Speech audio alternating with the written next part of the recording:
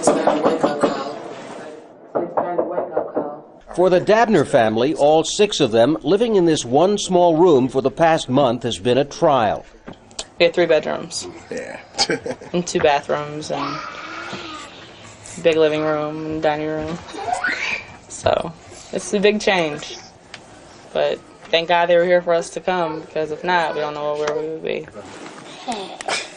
The room is in a shelter for homeless families in Indianapolis, the capital of Indiana, a state whose jobless rate is among the nation's highest. This was our house. Where we live. William Dabner still has a job, so when his family was evicted from this home on just 3 days' notice, it wasn't because he couldn't pay the rent. See, all this was stringed in. It was because his landlord had failed to keep up with his mortgage payments.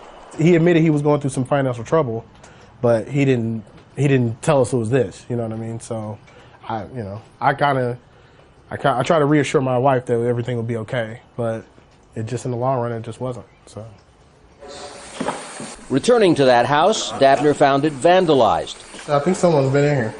The door had been left unlocked and the inside strewn with trash. When we lived here, we kept it clean. One of many houses in Indianapolis that now sit vacant.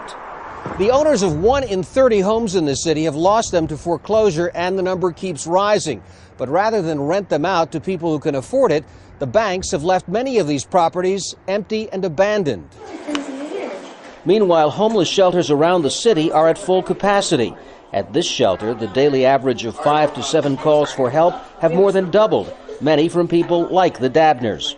About 40 to 50% of our families actually are employed. They're just employed in lower wage, lower paying jobs, and are enabled to get by. One crisis, one misstep, and they're without a home. As the economy sinks, the shelter also finds itself with less financial support to help more families in need. The Dabners hope to find an apartment that they can afford soon, but their experience has altered their image of being homeless.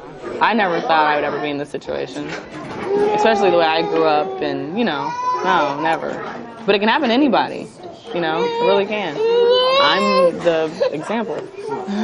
And another example of how widely the U.S. financial meltdown is rippling through society.